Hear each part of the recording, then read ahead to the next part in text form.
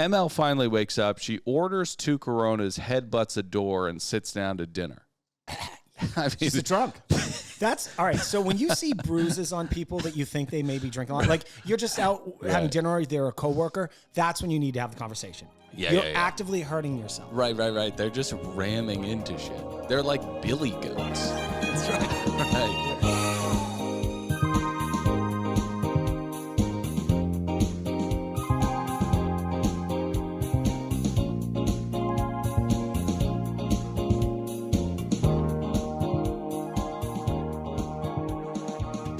Hello, children.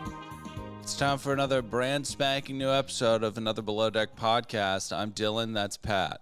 Great to be here. Permission to come aboard for the last time. Yeah, you seem like you're in a good mood right now. I am in a good mood. Oh my gosh. I am in the doldrums. You ever wake up and you're just like, I want to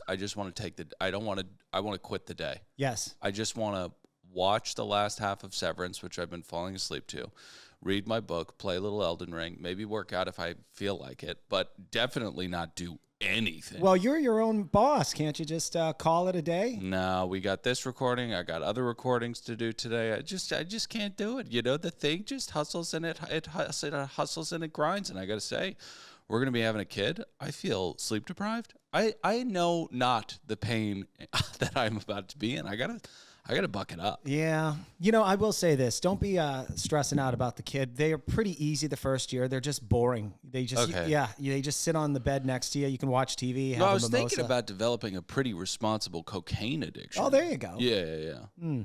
So, listen, we have to talk about Below Deck, but before we do that, Traders at Patreon, the best. It's the best. People love it too. I think we had our really biggest Patreon numbers ever because we're only doing it exclusively over there. Oh, a little teaser too. Boy, do we have a lot to talk about. They're dropping a new season of Love is Blind on us in 2 weeks. Oh my God. Dylan and I are going to talk about whether or not that's going to be on bad TV or free or not. It might help us out to be free. Dylan and I will discuss it. We usually put that at Patreon, but I mean, my God. Then after that, speaking of Below Deck, I think Dylan and I, we've discussed this. After we wrap up Traders and Love is Blind, I think we're going to do season 2 of the OG. Yeah, for free. Free. We'll be doubling up on the Below Decks for you guys, for anybody that wants to go back in the annals. But for right now, we have to talk about Below Deck Sailing Yacht, which it's time for the moratorium. The Requiem is playing. I know that you have a lot of thoughts. I do. I'm going to speak in general terms about the entire season. Let's not do our pots for this episode because obviously 0, right? The final episode usually is half of it is goodbyes, and nothing happens. Nothing happens. It was called the bitter end, and there were some bitter people. Right, but okay. All right. 0 pots from both of us for this episode. The last episodes are always bad because they're truncated by goodbyes, but what we got was so bad. I mean, for production, Danny, Deanna, and Daisy have to sit down and talk to each other. They have to sit down and talk to each other. Can't let the season end without that conversation. It's just a failing grade the whole way through. I hated this season. You hated this season. Go ahead. Okay. You know what? There's never a bad season of Below Deck. It's always fun. As Dylan used to coin it, the best part is thrusting incompetence on wealthy people, which is no longer the thing. It's thrusting incompetence off 7 friends that can scrape together 15 grand. Right. Right? Okay. So this show is pretty hard to screw up. You already have basically the structure of it. You have what I just said, what Dylan did. That's the best part of the show. You have the yacht, you have the charter guests, and then you have the people that work on the boat, the sea rats. Now, I love the 2 casting people that did this. They do a fantastic job. It's a hard job. They got to cast 4 of these a year. Never do Daffodil again. They're running out of sea rats, clearly. Okay, here's the problem. I don't think you could. There is an endless supply of broken dreamers that are crawling their way along docks in Florida. Okay, there is no short supply of these people. Find them, the hottest ones from the softest rooms, and get them on this boat. And make them talk to each other if they're angry. Okay, Dylan is correct. However, I will change one thing he said. They don't need to be hot. They need to be entertaining. Okay, so Deanna hot is a plus. Was hot. Yeah. Deanna added no entertainment value because she didn't talk.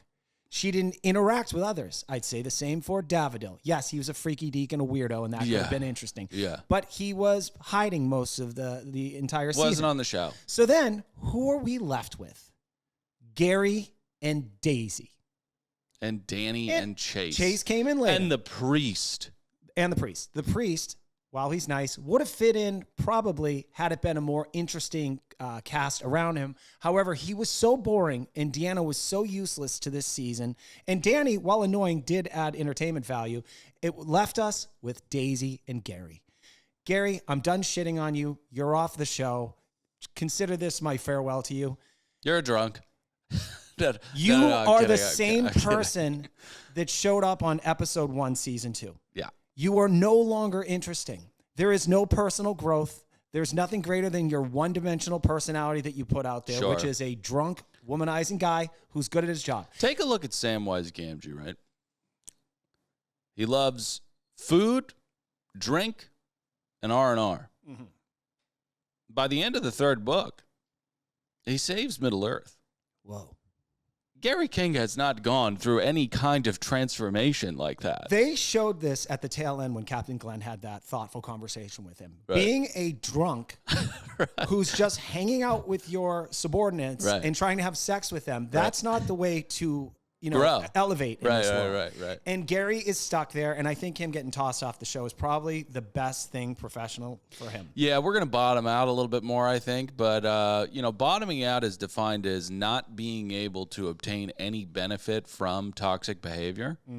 I think Gary's got a couple floors to fall. But Okay. then maybe we'll sort it He'll out. hit his stride in his early 40s. Good for him. Yeah. Okay. That's when I think I'm going to hit my stride. Exactly. That's when most dudes do. Yeah. Okay, last note on this. So I was looking at the cast of Med and Below Deck OG. Sometimes they have up to 4 stews in a season. I'm not talking about firings. Simultaneously, there'll be the chief stew and then 3 underlings, right? So we have a lot of casts. I'm speaking specifically on how to not make this mistake with sailing again. Ditch the concept of the engineer. I know you loved Colin. You thought you could replace him. Make him a fucking goblin person. Make him one of these Eastern Bloc people we never see. Oh, well, or because there's less casting here, which makes it less interesting, have that person be really someone who's probably like Eddie, an actual first mate or something, and then just integrate them in the show more. Don't have to pretend like he's fixing the engine, okay? Yeah. Let's fix that. Then we need interesting people. Spend a little bit more time with them in casting to make sure they're actually going to talk with other people. I think you're devaluing the importance of hot. Yeah? Yeah, I think you are. Okay. I mean, look at a show like I don't want to say. Yeah, I mean, okay. So look at Southern Charm. These people are some of the most boring people you could ever imagine. True. But they're hot. Yes. Other shows. Look at Southern Hospitality. Look at Love. Look at Hot Wet Fuck Love. What is it called? Love Island. Love Island, sure. I mean, they're just some of the dumbest people on planet Earth, and people tune in. I think that show airs 3 times a day, and people are tuning in. My wife watched it every night. I'm telling you. So hot is important. Right. All right. So we gave our casting notes, our production notes. Let's see what you guys do next season. Of course, we'll watch the show. 0 nuts. All right. So we pick up with the bitter end. Boy, has it been bitter.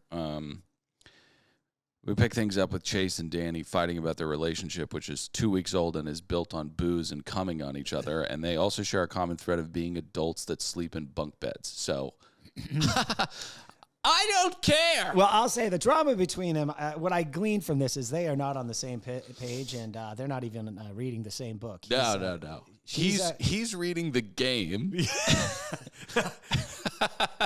And she's reading a self-help book. Yeah, well, I think I stepped on your joke. No.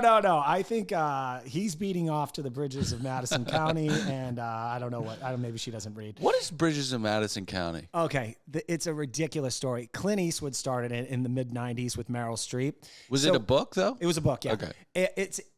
I actually hate the premise of it. So this housewife, her husband goes off to work. He's a wonderful man. They have children with each other. The kids are grown up and out of the house. She's bored in this small town. This guy comes into town, Clint Eastwood, right? Yeah. And he's there to paint the Madison Bridge or whatever. Oh, got it. They meet and they kind of have a little fling. Oh, right. And then her husband comes back and she is completely obsessed with Clint Eastwood. Oh, and there's the final scene of the movie where she's in the truck with her husband who has no clue she's been fucking around on him on that business trip. And Clint Eastwood is in his pickup truck, because he's an artist and whatnot. Yeah. And he grabs onto a necklace that she'd wore. And then he drives off and she weeps. And I think her children find a letter of her talking about that specific weekend, and that the book is based on. How the hell do I know this? Oh, I don't know, man. I mean, it must have stuck with you, but it sounds like I went on a date and I was so bored. I think. Yeah, it sounds like a beautiful movie. I miss those kinds of movies. Mm-hmm. That was 90s, huh? Yep. Oh, they made better movies then. They did, yeah, 100%. Did you see that Gladiator movie? Yeah. Boy, was that disappointing. Very. Denzel Washington was mad because he wasn't nominated for Best Actor. Dude, you had a Brooklyn accent. Go back and watch that movie. It's absurd. It suffers from the same thing that so many movies. Too many bad guys. By the way, we had like 4 bad guys. What time are we living in? They had a fight in the stadium or whatever, and these wildcats come out. They look like CGI aliens. Like, is this based, or is this bad CGI? It looked like shit. Movies suck now. So the primary speaks to Daisy about Diana being a danger to everyone on board. And another one, I think it's the same primary because she's drunk. She's talking to everybody. ML listing. Yeah. Good one. And she says that she got a salt enema for her nose. And she says it to Daffodil. And I swear to God, I thought Daffodil was going to say something about being in Bulgaria. Fucking, one time it's like, all right, yeah. I've had enough. I've had enough. Now, they both agree on, I think they're going to do plating and not family style because that will lessen the possibility of Cloyce killing someone. Who cares? Nobody dies. And if somebody did die, that would have been very, very sad. But I'll tell you what, the entertainment value would have gotten jacked up. I would have enjoyed it. I mean, my yeah, God. I have to tell you. It would have helped this podcast so much. Absolutely. Imagine. We need things to talk about. I always tell my wife, because she's like, hey, this episode sucked. Why did it take you an hour and a half to watch it? I'm like, because the bad ones make my job more difficult. Right. When it's a good episode, I watch it in an hour. Yeah. But imagine somebody dies on this show. I mean, all of the rags. I mean, we finally get away from Trump and the executive orders, and everyone's talking about how the first person ever to die on a reality television show died. I need it. It would have been amazing. Well, I thought Cloyce was going to pull that off because 2 of the guests are allergic to seafood, and that will not stop him from serving seafood. Well, this is so. Let's get to this dinner. I want to say we see Gary in his black pants joyfully singing last time wearing black pants this season. Last time on the show, buddy. Yeah. See you later. There's the fucking door. Yeah. So Cloyce has to make sushi for people that don't want to eat fish, which means that we're going to do a ribeye steak sushi. We're going to do chicken teriyaki and no shellfish. So the primary goes down. Dill, sorry, one note. Yeah. Did you see how he keeps track of these notes of all these food allergies? No. Do you see those etchings like a 4th grade? It looked like that scene in The Garage in A Beautiful Mind. Yeah. You're like, how does he make sense of any of this? Yeah. And A Beautiful Mind is another one of those movies. It was pretty good. I don't know. I saw it on a date, and hey, do you know that guy's dead? Yeah. Car crash. Yep. Oof. CIA. Yeah, they took him out finally. Yeah. Yeah, they bide their time, don't they? Got the brake pads. They cut him right in half. They did, huh? Yep. Well, he had to go. Yeah, he was getting too close to the truth. Those MLK files come out. He was an adulterer. Those are the files we're talking about? You know, Come on. I saw him speech or an interview, and he openly admitted that. He said, I'm a flawed man. Right. That doesn't mean that what comes out of your mouth isn't great. Yeah. Who cares? All right, you fucked around on your wife. Well, yeah. I mean, a lot of great men in the 1900s were doing that. JFK. Why don't you read some of the women that worked at that White House? Yeah, I've been watching this great podcast by Finn Taylor. He was like, I don't think that JFK got shot. I think his head exploded because he had to be around his wife on camera for 6 hours, so he couldn't fuck anybody else. And he had syphilis. And he was addicted to painkillers. Yeah. He was a drug addict. Flawed people. But the MLK files kind of read like J. Edgar Hoover's like deepest, darkest fantasies. You know, like he's wearing lipstick at his mom's house and he's writing down what he's like, I'm Martin Luther King. He was.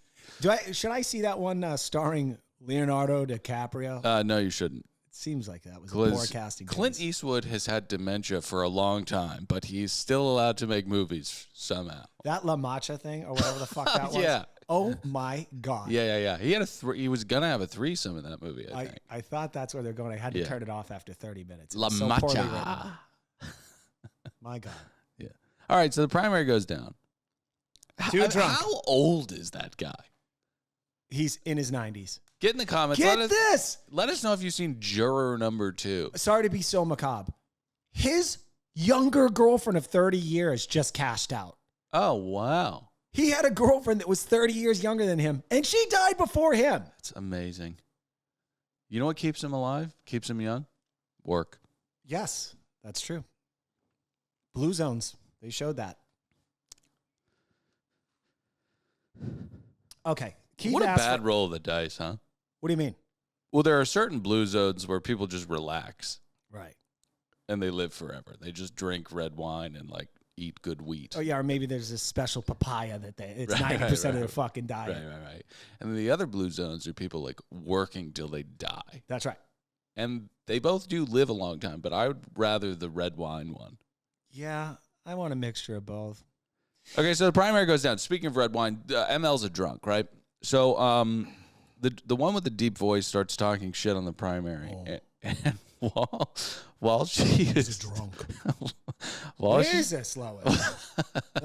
You gotta clear your throat? No, I'm fine. That's so funny. Yeah, I was talking about it earlier. I don't care if she looked like Megan Fox. I could not have sex with her. We got to talk about put it in me. Oh no! Okay. Thank you for that, Patrick. Pig.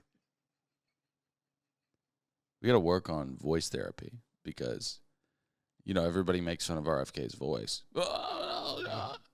He chose that one. Yeah. That was the best one. You know what I mean? Yeah. And his sister chose that one, too. Is he still with that wife of his, or did she hate him now? The Kennedys are just the Kennedys are a lot like this show. It's like just a car crash of a family. I'm a cousin to the Kennedys, and look at what a fuck up I am. They've got this little twink Kennedy who's going on Instagram just blowing up. He's like, "Hey, my uncle's a piece of shit. If anybody wants to talk to me," it's like, can you guys hold a quorum and talk to each other for a little bit? When they're not killing themselves with alcohol, they're going skiing and breaking their fucking necks, hitting trees, or flying planes that they shouldn't be. Well, that was Hillary. Oh, yeah. Yeah? Oh, my God, yeah. Wow, put that on the pile. Yeah. Okay, so the primary goes down. She's a drunk. And they hatch a plan to start the meal without her. And this is a very insane meal. It's sushi, it's steak, it's nonsense. Yes. And Glenn says that Parsifal means Night of the Round Table. It could mean bag of trash for all I care. Because, I mean, what are we doing? ML finally wakes up. She orders 2 Coronas, headbutts a door, and sits down to dinner. I mean, she's a drunk. That's all right. So when you see bruises on people that you think they may be drinking, like you're just out having dinner, or they're a coworker, that's when you need to have the conversation. You're actively hurting yourself. Right. They're just ramming into shit. They're like billy goats. That's right. Right. So we fucking go in the jacuzzi and talk about Kiss. I mean, this is like to end the season. Like when you're producing the show, order the guests in like crazy to not crazy. Put the craziest one in the middle of the season. Put the second craziest one on the first episode, and then you got to end with some kind of crazy. We can't have just one drunk and a woman with a deep voice at the end of the season. Maybe they were banking on ML falling off the boat and breaking her neck or something. Well, it was a good bet, but unfortunately it lost. There is something to this. They buried this season, remember, for a year and a half. They were probably thinking, can we save this? Yeah. And they worked diligently to at least get it to air. Yeah, well, they did it. Danny and Chase argue about their little red schoolhouse relationship again. Fantastic stuff when we get to the next morning, unless you have any notes that you want to get to. Well, I just want to say that Glenn was very impressed with Chloe. Sounds like you did not share that.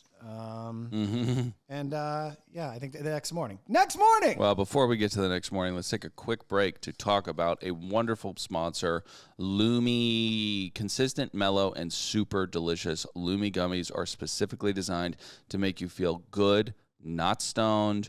Whether you're looking for an end-of-day de-stressor, a midday mood boost, or help getting the best sleep ever, Lumi Gummies has a strain that's right for you. I love a midday boost. Oh, yes. You know I love a midday boost. Well, I also like to be de-stressed and motivated a little bit with that boost. You know, these fires we had out here nearly killed us all. Yeah. Took down my gosh darn fence. Right. Yeah, I'm getting better. Yep. And I had to repair the thing. I got 2 kids running around. So what do? I take it. I get de-stressed. Right. And I worked in the yard that day. The wife looked after the kids. And it just made the day a lot better. We do Christian ads now. Are you struggling with gosh darn traffic? Do you need a gosh darn de-stressor while you're stuck on the 101 or whatever highway you're on the highways and byways of this wonderful world? Pop a little Lumi. Hey, Dill, let me tell you something else, too. I love their flavors. They had a strawberry, cheesecake thing or something. Gummy. Well, definitely not that, but no, yeah. It was. Oh, really? Yeah, really good. And they also had a cookies and cream one. No, this is really good. Okay, yeah, the flavors are fantastic, and the sensation is even better. Lumi gummies are available nationwide. Go to lumigummies.com. That's LUMI gummies.com and use code BADTV for 30% off your order. Again, that's Lumi, LUMI gummies.com. Code BADTV. Lumis.com, code BADTV. Also, if you need a little bit of, this show is all about mental performance. Oh, right. Being a whole human being. You know what I mean? Mm-hmm. Sometimes you need a break and you need to talk to somebody. Okay? And that's why today is brought to you by Rula. Rula. Yeah. Rula. Till I used them. I did. I had the worst Christmas break of my life. Yeah. I had the winter blues. This company came to us as an advertiser, and basically I said, all right, I'll try it. Why not? Yeah. Called. Within about 20 minutes, I got to talk to a person, and get this. It cost under $20. It's crazy. Because I'm paying $250 for and my you have therapist. to walk into someone's office. Yeah. Those are the things why people say, you know what, even though you should talk to someone and get, feel better, Mm-hmm. they go, I don't want to walk down some smelly hallway in some old office building Right. with some person that I probably don't even connect with. Right. And then I got to drop $200. Right. You don't have to do that with Rula. Rula solves the problem of the mental health problem in America. If you're insured, if you're not insured, it's always a headache to go, it's going to be a month before you can see somebody. You're going to have to drive to Culver City. You're going to have to pop a Lumi on the way because there's going to be so much traffic. Rula solves that for you. They have a network of over 10,000 therapists and psychiatrists nationwide, enabling you to find your personalized solution and the right therapist for you based on your needs, preferences, and state requirements. Pay as little as $15 a session with dedication to quality care and therapy progress. Okay, head over to rula.com/below deck. That's RULA.com/below deck, because better mental health should be accessible, affordable, and easy. Thank you, Rula. Thank you, Rula. All right. Where are we here? We are at the next morning. Okay, next morning. So Danny is sharing with Deanna her future plans with Chase. And then Daisy really interrupts the conversation to ask Danny to make some juice for paying customers. Yeah. How dare Daisy? I know. She's right in the middle of a conversation. Danny is talking to Deanna about boys. Mm-hmm. And then this bitch comes in and tells her to make fucking juice. I couldn't believe it. How rude. Right in the middle of a conversation. I was blown away that Danny had the temerity and the wherewithal to not completely lash out. What a mature young woman. Mm-hmm. So breakfast is a lovely French prep of eggs. Gary is given the parking job, and Glenn comments on the fact that Gary can be a great captain, but he has to stop being a drunk. Yes, and having sex with his coworkers and underlings. Now, I do want to say this. I think this was his way to finish off the season and a way to say goodbye to Gary. I think so too. That it was like a was a way to finish it out. Yeah. Yeah. It's a little bit like what George did to Lenny. What did? Oh, You know? he snuffed his life out, didn't he? Well, but before that, they take a nice walk together. Oh. You know what I mean? Mhm. And then he's like, look at that horizon. And then he, pops him in the back of the head. Oh, that's right. God, it's been ages since I watched that. In corporate America, I used to watch this. I didn't get fired from my North American insurance job, but No, you quit. They brought this up in the film Office Space. They always wait till Friday to give you the axe, Mm-hmm. and then they, if you're in one of these secure office buildings, they have you put all your crap in a cardboard box, Yeah. and they walk you out Yeah. and take your key card away.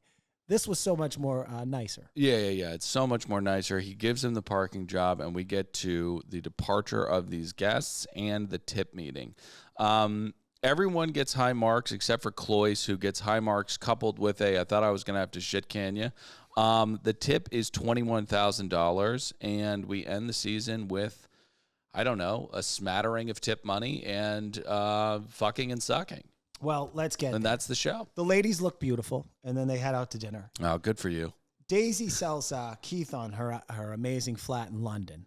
She was on Watch What Happens Live after. Turns out they dated for a year. Oh, they're not together. Not together. They broke up. Oh, what do you know? Mm-hmm. And it turns out our friend of the show, Chase, he dated Danny for, they made it look, with the little Chiron, they made it look like it was shorter. She was actually there. If you go to his Instagram while he was building that amazing boat that he now works on, she was basically there a lot of the time taking the videos. You can hear her voice in it. So anyway, Danny answers the question that no one asked at dinner, which is, are you ready for a relationship?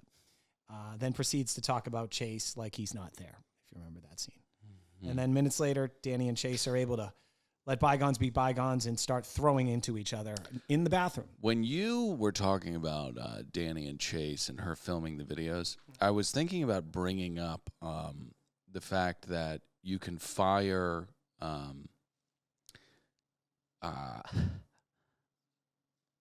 regulators within government, but you have to give them 30 days notice in order to fire them.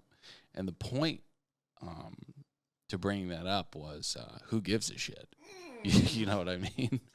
I hear you. You know, well, we got to stretch this, You know what I mean? Okay. Oh yeah, it has only been 26 minutes. Now, I'm so sorry. I'm really disappointed in Below Deck. I'm very disappointed. We let them have it at the top of the show. All right. They know. Okay. Now I want to say this about bathrooms and having sex in bathrooms. Okay. Quite the spectrum. Your home bathroom, it's a wonderful place. You have that counter. I don't know what the height is on it. I don't need the heights of counters are extremely prohibitive to a lot of lovemaking. You think so? Yeah. I'm a tall guy. I know. Perfect for me. Well, but there are a lot of low countertops. But, it's very frustrating to have to.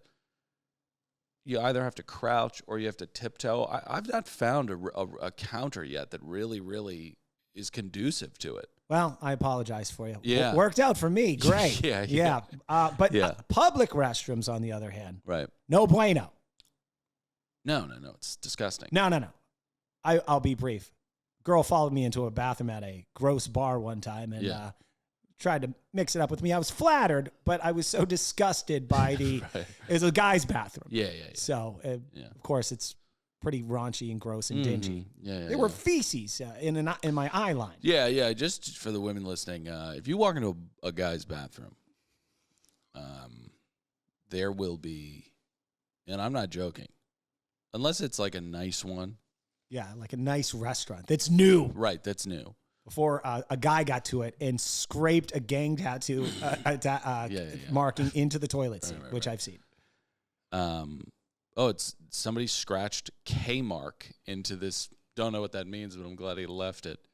But there will be shit and feces pretty much everywhere, with piss smattered all over the floor. Men are disgusting. Yeah, men are disgusting. So,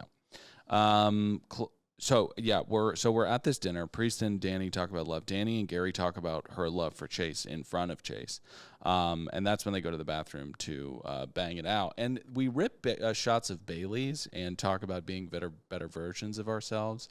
Ripping a shot of Bailey's is it's disgusting. Yes, it is. Yeah. Yes, it is. Yeah. In coffee, at the end of a nice meal, lovely. But ripping shots of Bailey's is trash. What's more trash, Bailey's or Jägermeister? Tie? Yeah. Yeah. I think it's a tie. So we head to the club. Danny says, I don't want to be around Daisy, and kicks Deanna in the head. Then Deanna and Daisy talk about, or Deanna and Danny talk about how they bonded over the trauma of working underneath Daisy. This is where we have to, we're in an era where we don't want to. You can offend someone at really any turn, right? Very easy these days. It's very easy to offend people. We talk about, for example, I was reading this fantasy book, and there are sensitivity readers, and there are sensitivity readers because, let's say, if somebody gets their leg cut off, you don't want to offend the paraplegic community or we want to be sensitive to them.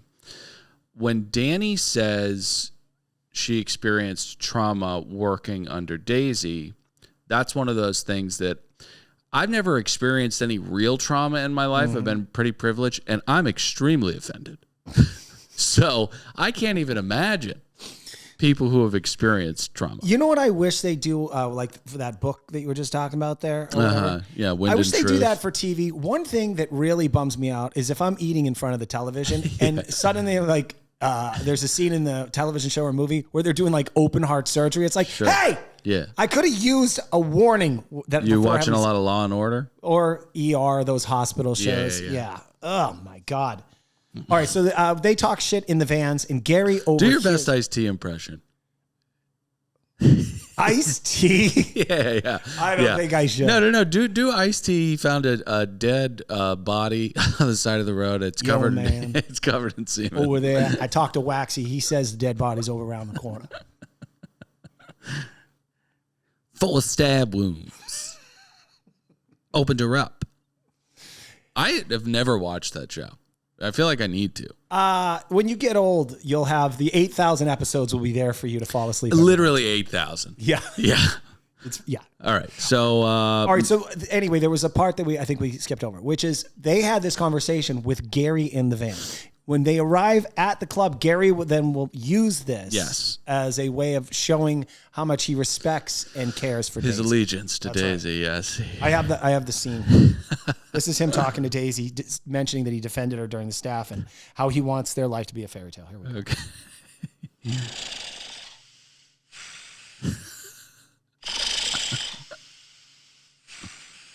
I'm over you two. Get the fuck off my TV. Enough of this. Now, that was a YouTube clip of, I think, a warthog sleeping. Snoring. Yeah. Snoring. Yeah. Snoring, yeah. I didn't want to watch the scene because I fell asleep. It's still going. Oh, shit. No, it's okay. But what is this? There's ads everywhere. Yeah, Pat doesn't have YouTube Premium, so he gets ads for allergy medicine when he's pulling up sound effects. Keith and Daisy have a little smoochie, and they have a smoochie in front of Gary. He's not happy. And we get to another one of these Days of RC Rat Lives moments, like you mentioned. It is a complete snore fest. And I love that Daisy gets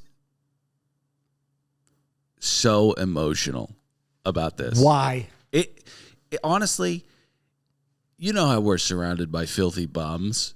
Yeah. The zombies. It would be like if 2 zombies were in a really heart-sick fight over, I don't know, the last piece of sharp glass they could use for something. It's it's completely ridiculous. It's it's not interesting.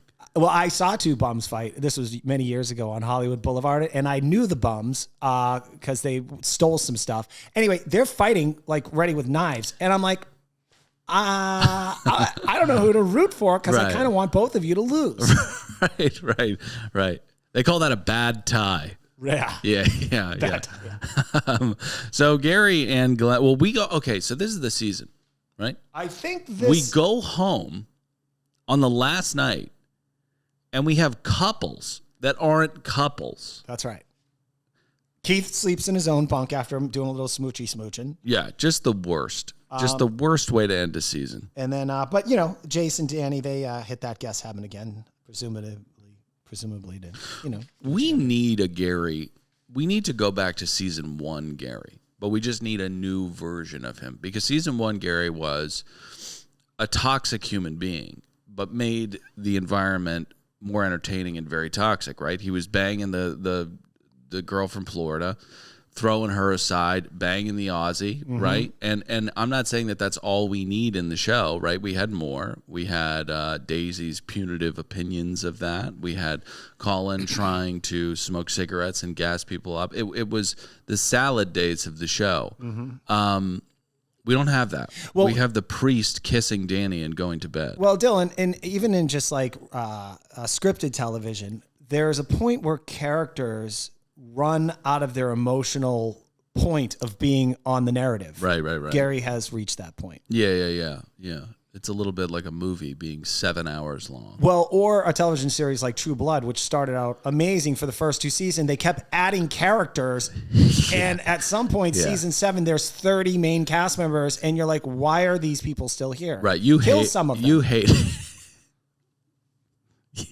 You hated the way True Blood ended. I really did. Because you loved True Blood. We used to do Sunday TV nights. People would come over to our shitty apartment and we'd watch an episode. Yeah. And then at some point, we'd all be on our phones by season 5 and asking ourselves, why are we doing this? Yeah. They ruined the tradition. Yeah, that's right. Yeah. Bad writing. The ripple effects of bad writing. Now, Gary and Glenn have a chat again about him not being a drunk, and Daisy and Keith have a chat about being a couple. Gary comes in and shits himself and leaves. Daffodil heads out. Great guy, horrible casting. Cloyce leaves next. Great guy, great casting. He raps. I think he's going to be back for next season. Who's this? Cloyce? Cloyce. I think so, too. By the way, side note, Dylan Daffodil upon exiting said he's going to hit a nightclub and marry an alien. So good for him. Yeah. That's really exciting stuff. So Chase pulls fuckboy moves on Danny. He's like, I like you, but I'm going to circumnavigate the world. Deanna and Danny leave, and this is where they have no confrontation with Danny at all, or Daisy at all. There's no goodbye even, really. Yeah. This is such a whimper. Keith departs. He will be back as bosun next season. I don't know how I feel about that because it's going to be very boring. Daisy leaves next. Gary still loves her, and Gary leaves as well. Daisy gives a kind of what do you call it? It's kind of like a she reflects on her and Gary. Yeah. It's two lost people finding each other. It's a carousel of memories between the two of them, and it is the you have to remember that this show does not have any real reverence for its cast. You'll remember that Hannah was on this show for 15 seasons. Oh, that sword got driven through her. Got caught with a little bit of Vicodin, and all of a sudden, you are banished to the dock smoking a cigarette. We roll a couple clips of you, and that's the end. Right? That's right. So that's what happened to Gary.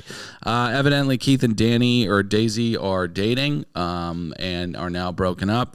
Chase and Danny have docked their romantic relationship. Don't know what that means, but listen, let's clean the slate.